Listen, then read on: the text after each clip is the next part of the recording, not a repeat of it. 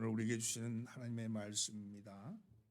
신약성경 로마서 13장 11절로 14절의 말씀입니다. 신약성경 로마서 13장 11절로 14절의 말씀을 한 목소리로 봉독합니다. 또한 너희가 이 시기를 알거니와 자다가 깰 때가 벌써 되었으니 이는 이제 우리의 구원이 처음 믿을 때보다 가까웠음이라. 밤이 깊고 낮이 가까웠으니 그러므로 우리가 어둠의 일을 벗고 빛의 갑옷을 입자. 낮에와 같이 단정히 행하고 방탕하거나 술 취하지 말며 음란하거나 호색하지 말며 다투거나 시기하지 말고 오직 주 예수 그리스도로 옷 입고 정욕을 위하여 육신의 일을 도모하지 말라. 아멘. 할렐루야.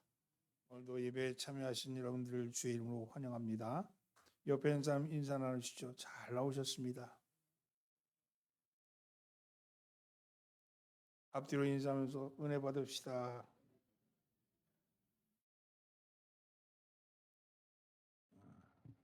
지난주에 묵상을 하면서 범사의 기한이 있고 천하만사가 때가 있다 하는 전도서 3장 1절의 말씀을 묵상하면서 지금 우리가 지금 살아가는 이 때가 어떤 때인가, 어떤 시기인가 하는 것에 대한 생각을 했습니다. 지금은 격변의 시기다, 대전환의 시기다 이렇게 말합니다. 러시아와 우크라이나의 전쟁은 벌써 1년, 2년이 다 돼가고 있습니다. 유럽의 판도가 바뀌는, 재편되는 단초가 될 것입니다.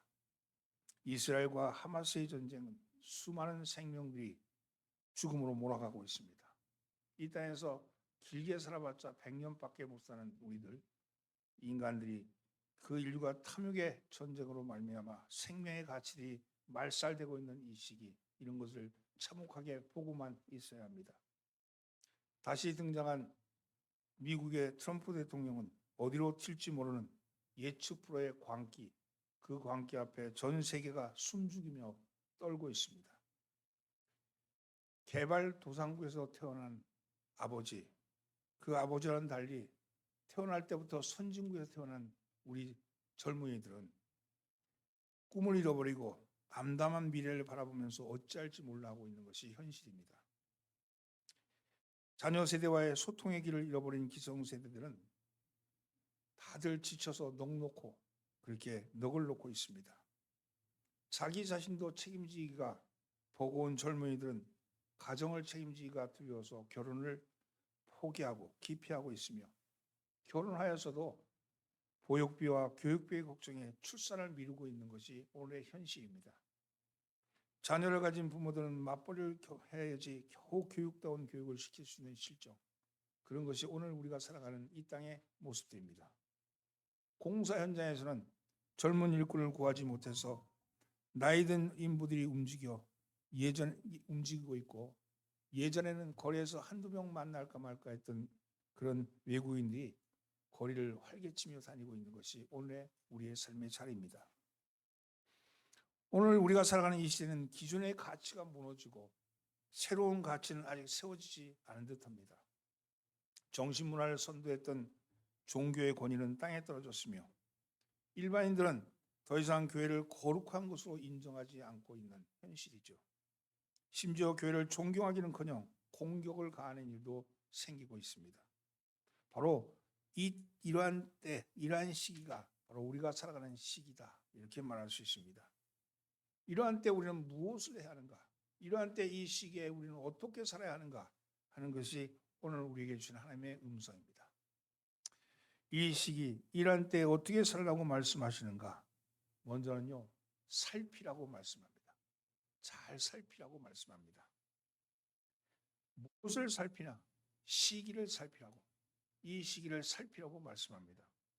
지금 어떤 시기인지를 살펴야 한다고 말하죠. 지금이 어떤 때냐? 11절 말씀 함께 봉독합니다. 또한 너희가 이 시기를 알거니와 자다가 깰 때가 벌써 되었으니 이는 이제 우리의 구원이 처음 믿을 때보다 가까웠습니다. 또한 너희가 알거니와 여기서 이 시기는 어떤 시기입니까? 너희가 이 시기를 알거니와 그러는데 이 시기는 어떤 시기입니까? 어떤 이들은 종말의 때라고 얘기하기도 합니다. 또 어떤 사람들은 복음의 시대라고 말하기도 합니다. 그런데 주님이 오리라고 약속했던 시기이든 복음을 전파할 시기이든 간에 지금이 어떤 때이냐 그것을 아는 것이 참 중요합니다. 지금은 누가 뭐라 그래도 종말의 때인 것은 분명합니다. 도처에 지진과 해일이 일어나고 자연재해가 일어나며 기후변화로 말미암아 겨울이 겨울 같지 않는 그런 시기를 넘어가고 있습니다. 계절이 바뀌어버리고 있어요. 축이 바뀌어버린 것 같은 느낌입니다. 자식이 어머니를 죽여놓고도 죽은 시체와 몇 개월 살면서도 태어난 인성이 파괴로 극에 달리는 시대, 이 시기가 오늘 우리의 시대입니다. 시기란 말은요, 헬라어로 두 가지가 있어요. 하나는 크로스란 말과 하나는 카이로스란 말입니다.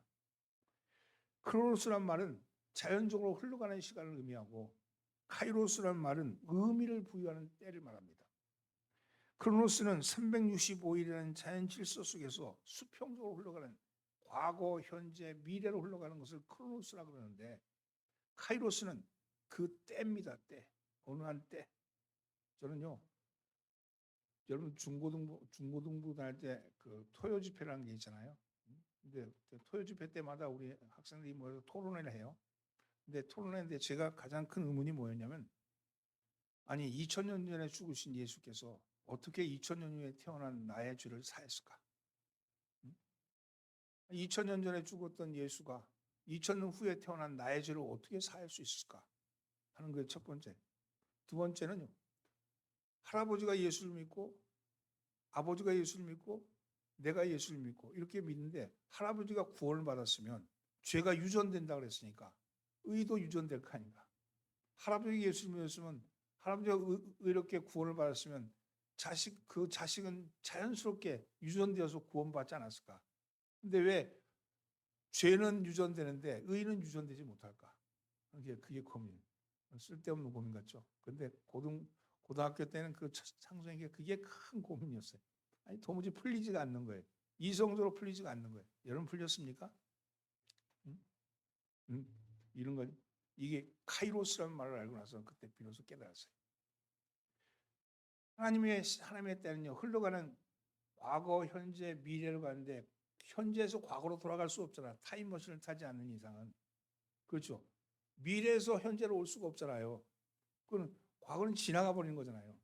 그래서 돌아갈 수 없는 거잖아요. 2000년을 내가 돌아갈 수 없는 거잖아요. 근데 카이로스는 그게 아니고요. 때입니다. 때. 예수께서 십자가에 매달릴 때 바울이 다메섹에서 회심할 때 어거스틴이 회심할 때 요한 웨슬레가 회심할 때 그 때가 바로 내가 구원을 받을 때 내가 구원을 받는 순간 내가 믿음이 들어와서 내가 예수의 십자가가 나의 죄 때문이었구나 하는 것을 느낄 그 때가 바로 주님이 십자가 위에 쓰시는 때예요. 이건요 가로축이 아니고 세로축이에요. 세로축. 그 때로 묶이는 거예요. 때로. 기도원에 올라가서 기도하는데 뒤에서 어떤 아주머니가 막 울면서 가슴을 치면서 주님 나 때문에 죽으셨습니다. 나 때문에 죽으셨습니다. 막 우는 거예요. 옆에 있는 사람은 좀 미친 거 아니야 이렇게 생각할지도 몰라. 근데 바로 그때가 주님이 십자가 위에서 매달린 때인 거예요. 그것이 그 영혼에 깨달아지고 믿어지게 되는 거예요. 그게 구원이 이루어지는 거예요. 그 때거든요. 그게 카이로스입니다. 여러분들도 주님을 만나는 때가 있어요. 그 때가 예수께서 십자가에 못 박힌 것이 바로 내 죄 때문이라는 것을 느끼게 될 때가 바로 그 카이로스의 때인 거예요. 인생은요. 카이로스 인생이 있고 크로노스 인생이 있어요. 크로노스 인생이라는 것은 과거, 현재, 미래로 흘러가는 수평적인 삶을 살아가는 겁니다. 그러나 카이로스는요. 오늘 이 순간 하나님을 만나시는 때, 만나는 때를 살아가는 사람들입니다. 사랑하는 성도들은 쉼 없이 흘러가는 크로노스의 시간을 나의 카이로스의 시간으로 바꿔내는 것, 그것이 신앙적 삶을 살아가는 거죠. 바울은 그래서 세월을 아끼라 이렇게 얘기할 때 그 세월을 아끼라는 말은 카이로스를 살라, 카이로스. 이런 나의 구원의 시간으로 바꾸라. 너의 삶에 흘러가는 시간 속에서 그 시간에서 나의 구원의 시간으로 바꾸라고 그렇게 말씀하는 겁니다. 깨어 있으라고 말씀하는 건요, 바로 카이로스를 깨달으라는 거죠.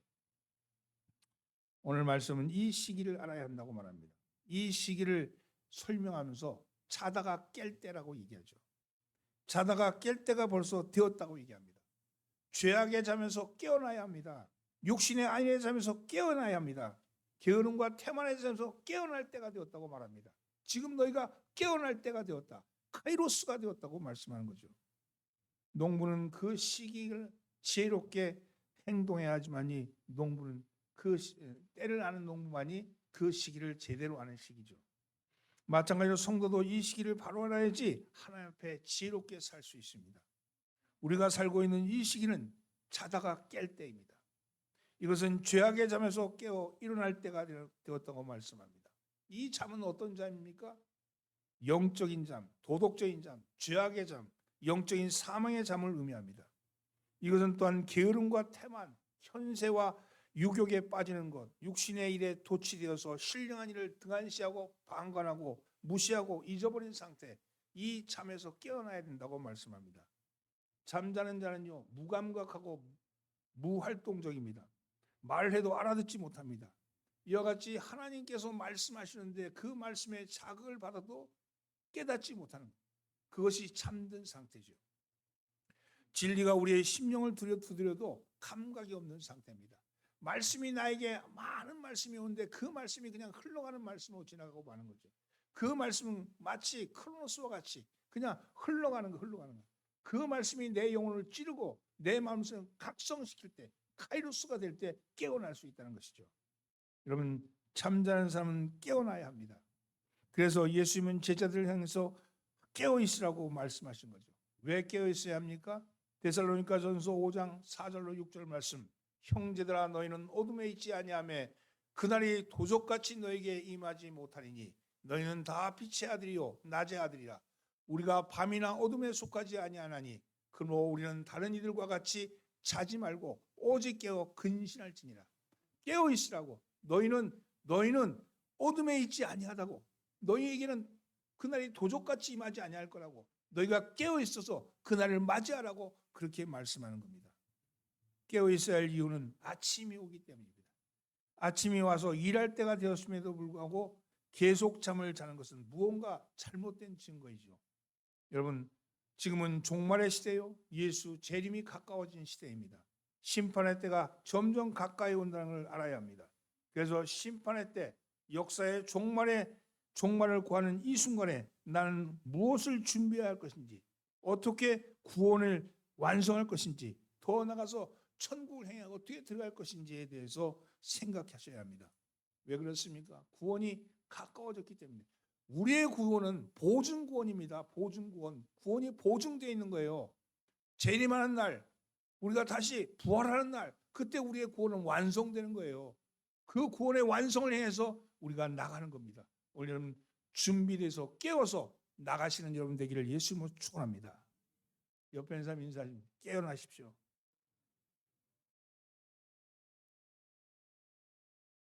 두 번째는 벗어야 합니다. 따라서 벗어야 합니다. 웨이크업이래, 웨이크업. 그래서 벗어야 합니다. 무엇을 벗어야 하느냐? 어둠의 일을 벗어야 합니다. 12절과 13절 함께 봉독합니다. 밤이 깊고 낮이 가까웠으니 그러므로 우리가 어둠의 일을 벗고 빛의 갑옷을 입자. 낮에와 같이 단정히 행하고 방탕하거나 술 취하지 말며 음란하거나 호색하지 말며 다투거나 시기하지 말고. 거기까지. 잠을 잘 때는요, 입은 옷은 뭐라 그래? 잠잘 때 입은 옷을 잠옷이라고 하잖아요. 잠옷은요, 아침에 일어나면요, 잠옷은 벗어야 됩니다. 일어나는데도 불구하고 잠옷을 입고 돌아다니는 사람은 미친 사람이죠.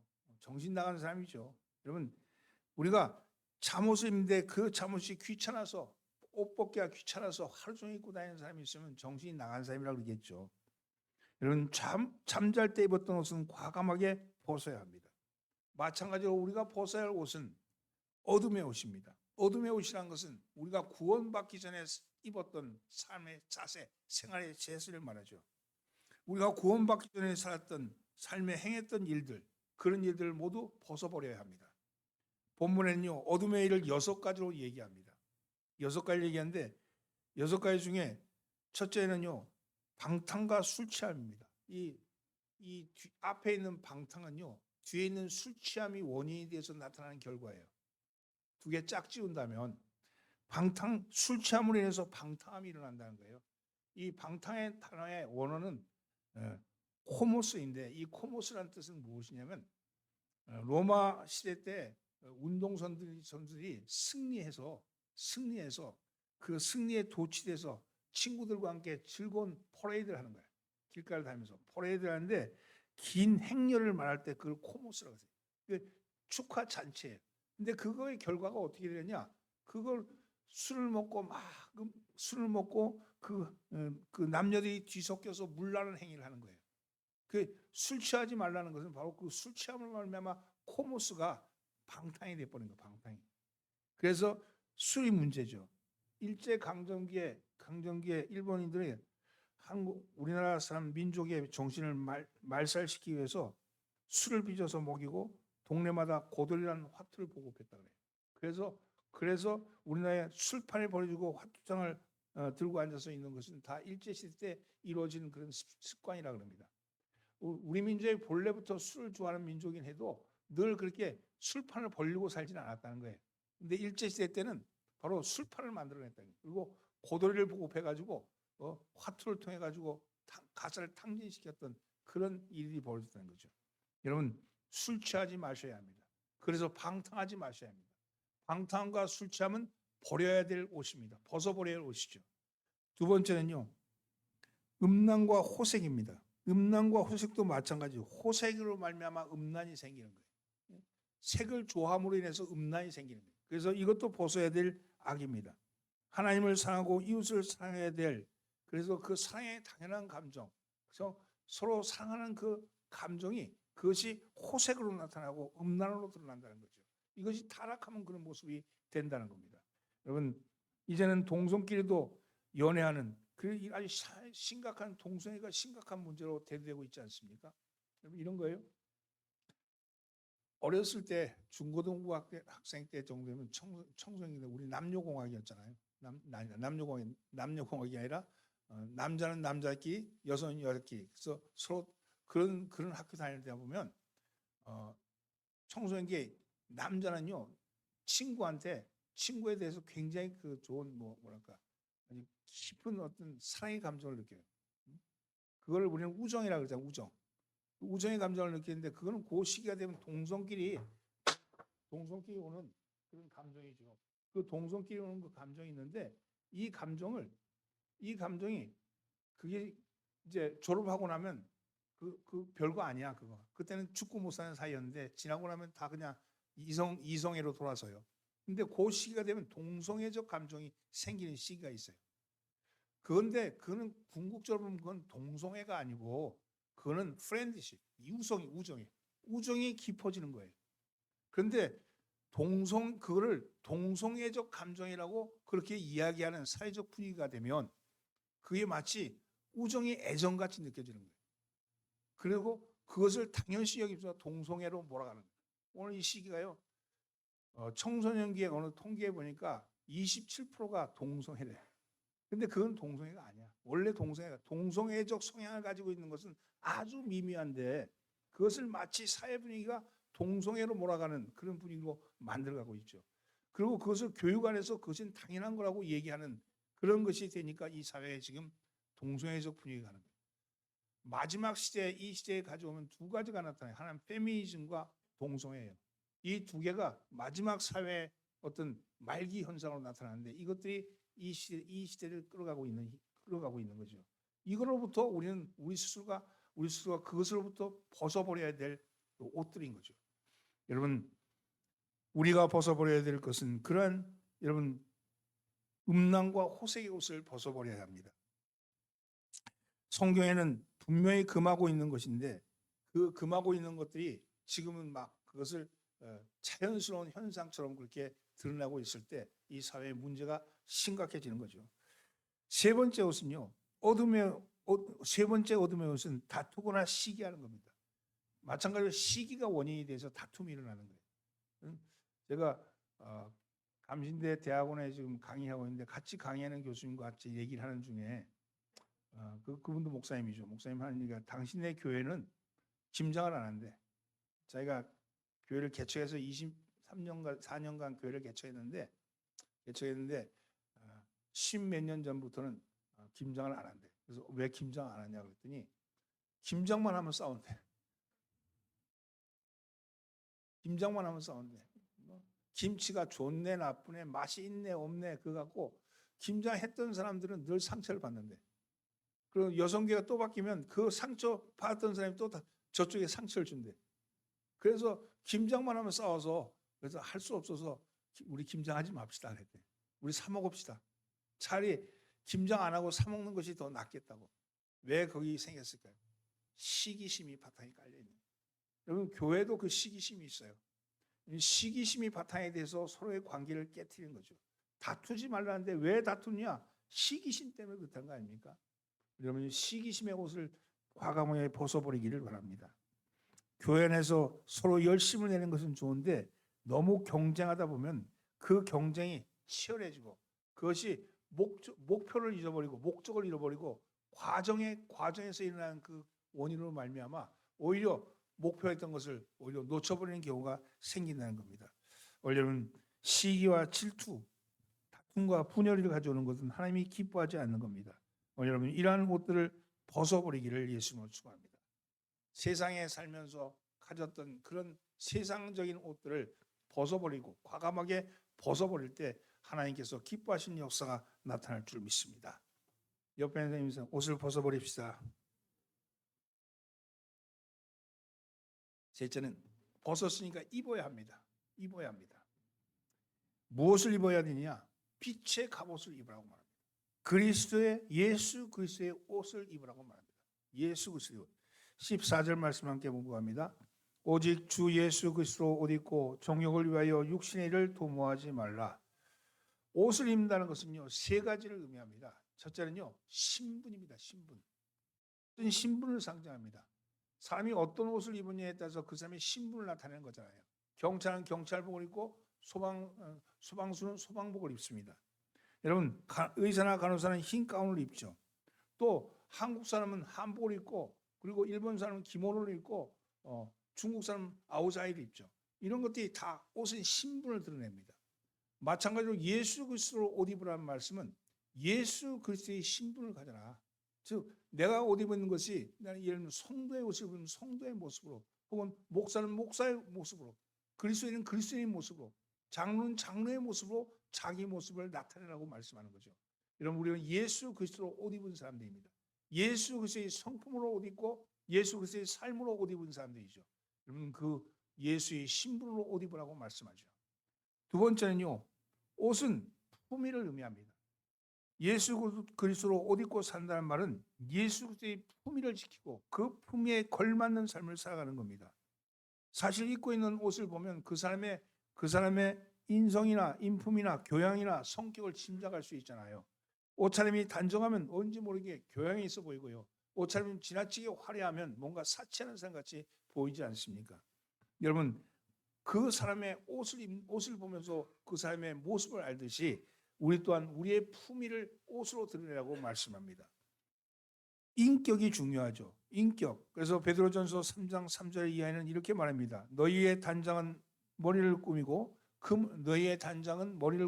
금을 차고 아름다운 옷을 입는 외모로 하지 말고 오직 마음에 숨은 사람으로 온유하고 안정된 심령에 썩지 아니할 것으로 하라. 이는 하나님 앞에 값진 것이니라. 외모도 또한 중요하지만 내면도 또한 중요하다. 내면에도 그리스도의 옷을 입으라고 말씀하는 거죠. 오직 너희의 마음속에 옷을 입으라고. 이런 온유하고 안정된 심령으로 썩지 아니할 것으로 입으라고 말씀합니다. 여러분 우리 주님은 우리의 겉모습과 우리의 속을 아시는 분이죠. 하나님께서는 외모로 보거니 사람은 외모로 보거니와 나 여호와는 중심으로 본다고 말씀하셨습니다. 여러분 우리의 겉모습도 보시지만 우리의 중심도 보시는 겁니다. 우리의 중심이 하나님 보시기에 깨끗하고 정직하고 아름다운 모습이 되어야 합니다. 예수를 믿는 사람은 예수로 옷 입고 빛의 갑옷을 입고 사는 사람입니다. 겉과 속이 같아야 된다는 거죠. 겉도 단정해야 되지만 속도 단정해야 됩니다. 예수 그리스도 옷 입는다는 것은 예수의 인격, 예수의 인품, 예수의 성품으로 살아가는 것을 의미합니다. 오늘 우리는 예수님을 닮기 위해 살아가는 사람들 아닙니까? 사람이요 함께 살다 보면 닮아가는 거예요. 내가 예수님을 쳐다보고 계속 살면 나도 예수님처럼 닮아가는 거 아니겠습니까? 오늘 예수님으로 옷 입는 여러분 되기를 예수님을 축원합니다. 끝으로 옷은요 보호의 수단이기도 합니다. 예수로 옷 입고 산다는 말은 예수 그리스도를 나의 삶의 보호자로 여기며 산다는 것을 의미합니다. 옷은 우리의 몸을 보호해 주죠.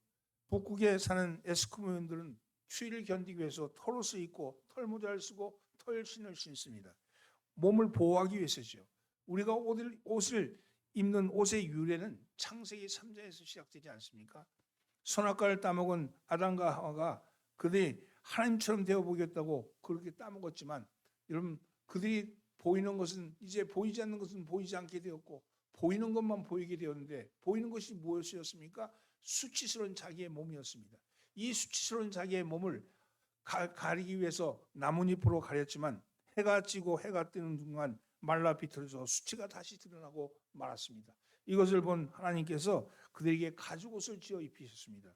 그리고 수치를 가리게 하신 거죠. 이렇게 해서 옷을 입게 되었죠. 이렇게 옷을 입게 된 이 옷이 여러분 아무리 옷을 잘 입었다 할지라도 시간이 지나면 옷은 다시 썩고 없어지고 맙니다. 몸에 걸치고 있는 옷이 아무리 디자인이 좋고 색상이 좋고 원단이 좋다 할지라도 세월이 가면 낡아지고 헤어지게 되어 있습니다. 우리의 몸에 보호하는 수단 이것도 마찬가지. 우리의 몸을 보호하는 수단이 뭡니까? 여러분 우리의 몸을 보호하는 수단은요 철떡같이 된 재물도 우리의 몸을 보호할 것이고 명예도 인기도 권력도 그것이 나를 몸을 보호하는 그 보호자가 된다고 생각하지만 이것도 세월이 가고 나면 다 사라지고 만다는 거예요. 영원히 사라지지 않는 보호하는 것 그것은 무엇입니까? 예수 그리스도. 예수 그리스도만이 영원한 우리의 보호자가 된다는 말씀입니다. 그래서 히브리 기자는 예수 그리스도는 어제나 오늘이나 영원토록 동일하시다고 말씀합니다. 오늘 여러분 예수 그리스도 옷 입으면 여러분의 걸치고 있는 모든 보호하던 모든 것들이 사라진다 할지라도 여러분 사라지지 않는 영원한 것 그 예수가 우리를 보호하실 줄 믿습니다. 여러분 예수 그리스도의 보호함을 받는 여러분 되기를 예수로 축원합니다. 오늘 우리 이 시대가 어떤 시대라고 했습니까? 이 시대는요 전환의 시대요, 변혁의 시대요, 위기의 시대요. 여러분 그런 시대를 살아갑니다. 여러분 그건 또한 종말의 때요, 곧 심판의 때가 가까움을 우리는 깨닫습니다. 이러한 때 다시 한번 말씀이 우리에게 무엇을 주고 있는가를 살피는 그러한 여러분과 제가 되기를 원합니다. 이 시기에 어떻게 해야 하는가? 첫째 잘 살피라 그랬어요. 잘 살피라고.